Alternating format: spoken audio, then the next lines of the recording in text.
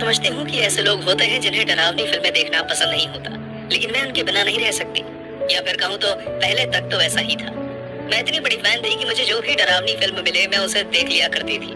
पहले मैं ये सब अकेले किया करती थी, लेकिन उसके बाद मैं डैनियल और एंथनी से मिली, जिन्हें मेरी तरह या फिर आप समझ लीजिए कि मुझसे भी ज्यादा वो फिल्में पसंद थी। लेकिन वक्त के साथ साथ हमारे अंदर इन फिल्मों को देखने का मजा खत्म सा होने लगा, और तभी डैनियल ने हमारे आगे एक प्रस्ताव रखा। गाइस, क्या तुम इन सभी चीजों का खुद से अनुभव करना चाहोगे?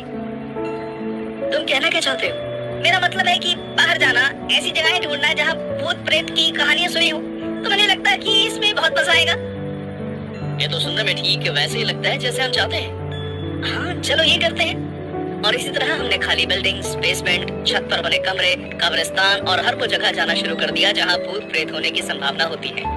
यहाँ तक कि हम अपने साथ साथ कैमरा भी ले जाते थे, ताकि अगर हमारी किस्मत अच्छी रही तो हम कुछ चीजों को रिकॉर्ड भी कर लें। हम तीनों को एक साथ ऐसे अजीब जगहों पर घूमने में बहुत मजा आता था, लेकिन अब सब कुछ अलग हो चुका है। पिछले महीने जो हमारे साथ हुआ, मुझे नहीं लगता उसके बाद मैं ये सब दोबारा कर पाऊंगी। शनिवार की सुबह का वक्त था। डैनियल, एंथनी और मैं कई हफ्तों पहले इस जगह पर जाने का तय कर चुके थे, और आखिरकार वो दिन आ चुका था, इसलिए हम बहुत उत्सुक थे। वो लोग मेरे घर आए और हम वहाँ पर रात होने तक रुके। आधी रात होने के बाद हम सब डैनियल की गाड़ी में बैठे और उस जगह जाने के लिए निकल गए। हम बस वहाँ पहुँच ही गए हैं। ऐसा कहने के कुछ ही मिनट बाद मेरे दोस्त ने अपनी गाड़ी धीरे कर दी और आखिरकार अपनी गाड़ी हाईवे के साइड पर जंगलों के पास लगा दी। जैसे ही हम सब बाहर निकले, हमने अपने अपने बैग टांगे, फ्लैश लाइट उठाई और जंगल के अंदर चलने लगे। उस टाइम तक वहाँ बहुत अंधेरा हो चुका था और काफी ठंड भी बढ़ चुकी थी, लेकिन हम हमेशा की तरह पूरी तैयारी के साथ आए थे। लेकिन उसके बावजूद मुझे करीब आधे घंटे तक चलने के बाद थोड़ा अजीब महसूस होने लगा। आसपास कोई भी बिल्डिंग नहीं दिख रही थी। डैनियल, क्या वो जगह इतनी दूर होने वाली थी? तुमने हमें कभी बताया नहीं कि पहुंचने में इतना वक्त लगेगा। टेंशन मत लो जैन। उसके जवाब से मैं और भी ज्यादा परेशान हो गई थी। क्या तुम्हें यकीन है कि यहाँ कोई जगह है? हाँ तो हो गई जैन, जाहिर है कि मुझे यकीन है। अगर तुम कह रहे हो तो, लेकिन गाइस, क्या हुआ एंथनी? मैं अपने दोस्त को देखने के लिए पीछे मुड़ी। वो अपने बैग में बहुत ही बेसब्री से कुछ ढूंढ रहा था। मैं क्या नहीं लाया? क्या तुम लाए हो? मुझे यकीन है कि हमने तुम्हें लाने को कहा था। मुझे विश्वास है कि मैं लाया था, शायद मैं बस उस गाड़ी में भूल गया। मैं जाकर ढूंढता हूँ। ओके ठीक है, जैसा ही हम उस जगह पर पहुंचेंगे मैं तुम्हें लोकेशन भेज दूंगा। हाँ ठीक है। डैनियल और मैं कुछ देर और चलते रहे, जब तक हमें कुछ दूरी पर एक ढांचा नहीं दिख गया। वो दिखने में एक छोटा सफेद रंग का घर दिख रहा था। ये पक्का वही है, मैं एंथनी को बता देता हूँ। जैसे जैसे मैं उस जगह के पास जाती गई, मुझे उसकी बारीकियों को पता चलता गया। जाहिर सी बात है कि वो गंदा था और उस पर पेड़ उग रहे थे। जो खिड़की हमें सामने से दिख रही थी वो टूटी हुई थी। वो घर भी बाकी सभी पुराने और खाली घरों जैसा ही दिख रहा था। जैन, मैंने चलते चलते उसे पीछे मुड़कर नहीं देखा, क्योंकि मेरा ध्यान उस घर पर कुछ ज्यादा ही था। हाँ रुको, सुनो, एंथनी के पास मेरा मैसेज नहीं जा रहा। क्या? देखो। मेरे दोस्त ने मुझे अपना सेलफोन दिखाया और जो वो कह रहा था उसका सबूत ठीक मेरे सामने था, लेकिन मुझे नहीं लगा कि इसमें चिंता करने की कोई बात है, इसलिए मैं वापस मुड़कर घर को देखने लगी। हो सकता है उसके फोन में सिग्नल ना आ रहा हो, बस इस बात का मतलब नहीं बनता मेरे फोन में सिग्नल आ रहे हैं जैन। इससे पहले कि मैं फिर से डैनियल को जवाब देती, उस घर की खिड़की से मैंने एक परछाई को हिलते हुए देखा। क्या तुमने वो देखा? वहाँ जरूर कुछ है, आओ देखें। रुको जैन। अपने फ्लैशलाइट को उस जगह पर घुमाते हुए मैं लंबी लंबी घासों से भागकर गुजरते हुए उस घर की तरफ जाने लगी। जैसे ही मैंने जमीन पर रखी कुछ चीजों को देखा, मैं पीछे हो गई। वहाँ सफेद चादर के नीचे कुछ था और उसके पास मोमबत्तियां जलाई हुई थी। ये क्या मेरा दिल जोर जोर से धड़कने लगा। कुछ ही सेकंड्स के अंदर उस जगह की परिस्थिति बदल गई थी। वो कोई असाधारण घटना नहीं थी, बल्कि वहाँ कुछ बहुत ही बुरा होने वाला था। मैं उस घर से कुछ इंच की दूरी पर खड़ी थी और मैंने अचानक अपने कंधे पर किसी का हाथ महसूस किया और मैं खुद को संभाल नहीं पाई और चिल्लाई। ये क्या था? क्या मैंने तुम्हें डरा दिया जैन?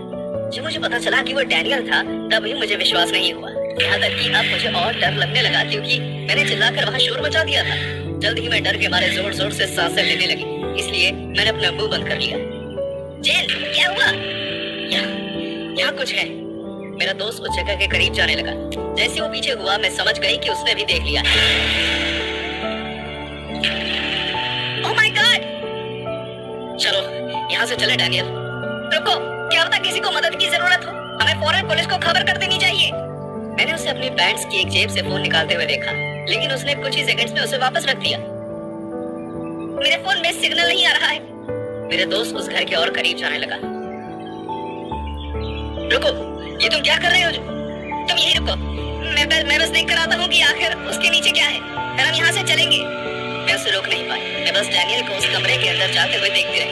वो अपना एक हाथ सफेद चादर के पास ले गया, लेकिन इससे पहले कि वो उस चादर को हटा पाता, एक शख्स हमारे सामने आ गया। वो एक मुस्कुराती हुई औरत। वो जवान नहीं लग रही थी, लेकिन वो बूढ़ी भी नहीं लग रही थी। उसके बाल बहुत ही लंबे थे और उसने सफेद कपड़े पहने हुए थे। हाय, तब तक डैनियल ने उस औरत को देख लिया था। क्या तुम्हें पसंद आया जो मैंने किया है? ये बहुत अच्छा दिखता है ना? मुझे यकीन है ये काम कर जाएगा। क्या मतलब है तुम्हारा? क्या ये? मुझे यकीन है कि तुम लोगों को ये पता है ना? आखिरकार तुम यहाँ आए हो। ये तुम क्या बकवास कर रही हो? क्या तुम पागल हो गई हो? जरूर इसकी कोई वजह रही होगी। तुम यहाँ आना चाहते थे, तुमको पता होना चाहिए कि मैं क्या करने की कोशिश कर रही हूँ। मैं किसी को बुलाने वाली, मैं उन्हें इस दुनिया में वापस ले आऊंगी। इसके नीचे क्या है? मेरे दोस्त एक बार फिर अपने हाथ को उस चादर के पास ले गया। उसे मत छूना, तुम सब खराब कर दोगे। उसे मत छूना। उस औरत ने डैनियल की बाजू पकड़ ली ताकि वो उस चादर के नीचे क्या है ना देख पाए। डैनियल! अनजाने में मैं उनके करीब जाने लगी, लेकिन मैं अब भी उस बिल्डिंग के बाहर थी। दूर हटो! उस हाथापाई में डैनियल ने उस औरत को जोर से धक्का दिया और वो जमीन पर गिर गई। क्योंकि मैं डैनियल के करीब खड़ी थी, इसलिए मैं देख सकती थी कि उस औरत ने डैनियल की बाजू पर खरोंच के निशान डाल दिए। आखिरकार उसने उस चादर को हटा दिया और तब हमें उसका चेहरा नजर आया। उसके नीचे एंथनी, उसकी आंखें बंद, उसका चेहरा फीका पड़ चुका था और उसे देखकर लग रहा था कि वो सांस नहीं ले रहा। मुझे आज तक ठीक से नहीं याद कि उसके बाद क्या हुआ था। डैनियल ने मुझे बताया कि हम दोनों एक साथ बहुत दूर तक चलते रहे, जहाँ जाकर हमें हमारे फोन का सिग्नल मिला और उसने पुलिस को फोन कर दिया। लेकिन जब वो लोग उस घर पर वापस गए तो वो औरत कहीं नहीं थी। अगले दिन हम अपने दोस्त के अंतिम संस्कार पर गए, लेकिन मुझे आज भी यकीन नहीं होता कि वो मर चुका है। मैं इस बात पर यकीन ही नहीं कर पा रही हूँ कि उस रात वो